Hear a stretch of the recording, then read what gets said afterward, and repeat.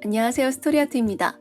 오늘은 셰익스피어의 4대 미국 중 하나인 맥베스의 줄거리를 알아보겠습니다.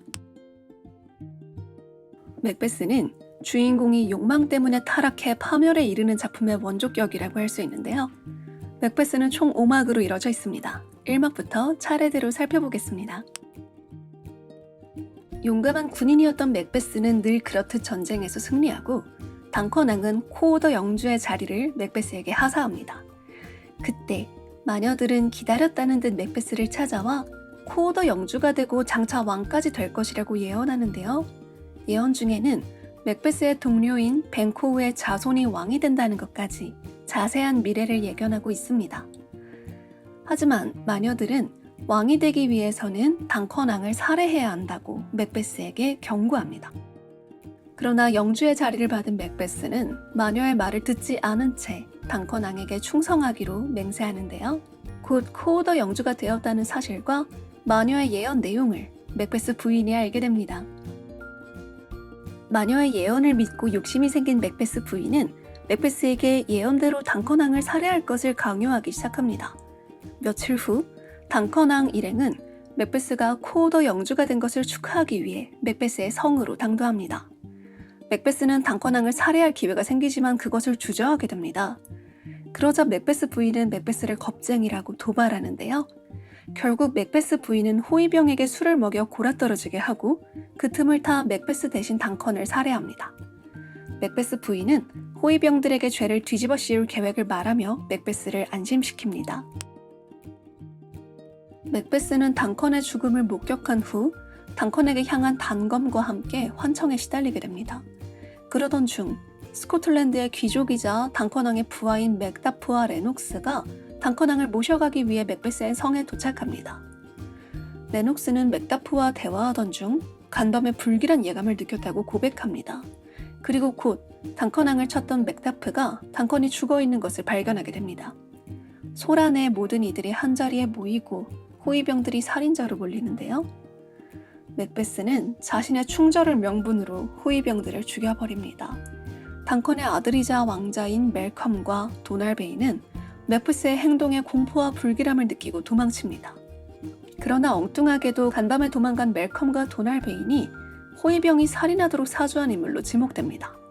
결국 멜컴과 도날베인 두 왕자의 권위는 땅에 떨어지게 되고 따라서 당컨의 사촌인 맥베스가 새로운 왕위를 차지하게 됩니다.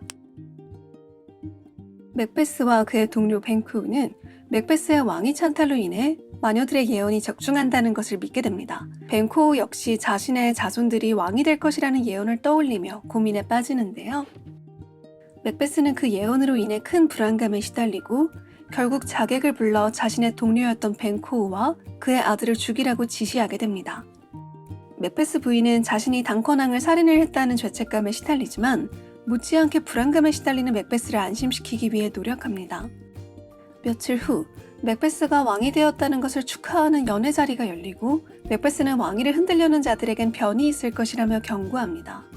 결국 자객들이 벤코우를 죽이는 데 성공하는데요. 하지만 벤코우의 아들인 플리언스를 죽이는 데는 실패합니다. 자객들이 플리언스를 죽이는 데 실패했다는 사실을 전해들은 맥베스는 또다시 불안감에 휩싸입니다.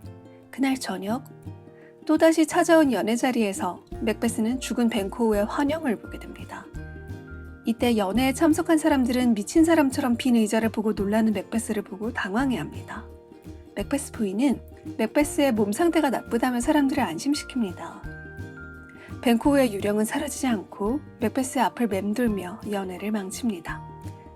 얼마 후 마녀들은 마음대로 예언을 한 것으로 인해 자신들의 주인인 해커티에게 혼이 납니다. 해커티는 마법을 부려 환영들을 불러 모아 맥베스가 스스로 파멸할 수 있도록 꾸미라고 지시합니다. 한편 맥베스는 벤코우를 살해한 범인으로 벤코우의 아들인 플리언스를 지목합니다. 이런 맥베스를 폭군이라고 생각한 귀족 맥타프는 그를 왕으로 인정하지 않고 영국으로 도망친 당커낭의 아들인 멜컴 왕자를 모시러 가게 됩니다. 마녀들이 마법을 부려 환영들을 부를 준비를 마치고 맥베스가 마녀를 찾아오게 됩니다. 환영들은 맥다프를 경계하라. 그러나 여자의 배로 낳은 자는 맥베스를 해칠 자는 없다. 이런 예언을 말합니다. 맥베스는 예언을 듣고 안심하지만 여전히 뱅코우의 아들인 플리언스가 마음에 걸립니다. 또한 예언에 따라 맥다프의 존재가 거슬린 맥베스는 맥다프를 처리하기로 마음먹습니다. 며칠 후 맥베스의 명령에 따라 자객들은 맥다프 부인과 아이들을 찾아와 그들을 모두 살해하게 됩니다. 멜컴은 자신은 왕이 될 인재가 아니라며 맥다프를 설득합니다. 맥다프는 폭군 맥베스를 끌어내리고 정통 혈통인 멜컴이 왕이 되어야 한다며 설득하는데요. 멜컴은 모든 것이 다 거짓말이었다며 왕이 될 것이라고 다짐합니다. 스코틀랜드에서 로스가 찾아와 맥다프의 가족들이 모두 죽었다는 사실을 알립니다. 맥다프는 맥베스에 대한 분노를 더욱 키워갑니다. 어느 날부터 맥베스 부인은 심각한 몽유병에 시달리게 됩니다. 맥베스 부인은 몽유병으로 인해 자다 일어나 움직이기 시작하고 당컨왕을 살해하던 밤의 행동들을 재현하게 됩니다. 그리고 이것을 그녀의 시녀가 목격합니다.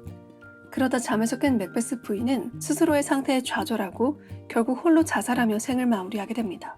한편 맥다프와 멜컴 일행들은 맥베스를 공격할 군대를 모집하고 출전 준비를 마칩니다.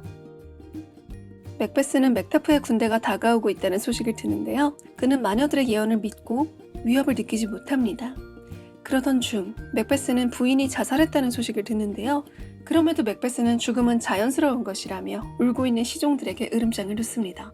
결국 공격에 대한 채비를 제대로 하지 않은 맥베스는 맥다프 부대의 공격에 어떠한 대비도 하지 못합니다. 그리고 맥다프와 맥베스가 조우하게 됩니다. 맥베스는 여자가 낳은 이는 자신을 죽일 수 없다며 으름장을 놓는데요. 맥다프는 자신이 제왕절개로 태어났기 때문에 예외라고 밝힙니다. 맥베스는 불안감에 떨지만 맥다프와의 결전을 피할 수 없음을 직감하고 싸움을 시작합니다.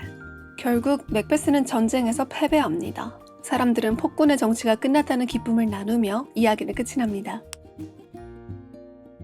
셰익스피어의 비극은 인물들이 비극적인 결말로 도달하게 되는 원인이 주인공의 내면에 있다는 특징이 있습니다.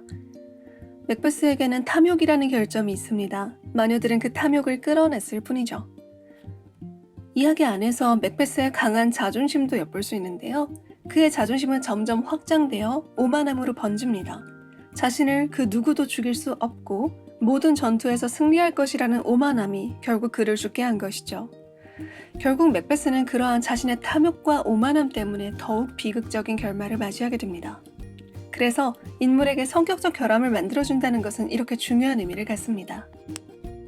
오늘은 셰익스피어의 맥베스 줄거리를 알아봤습니다. 이번 영상이 도움이 되셨다면 좋아요와 구독 부탁드려요. 지금까지 스토리아트였습니다. 오늘도 시청해주셔서 감사합니다.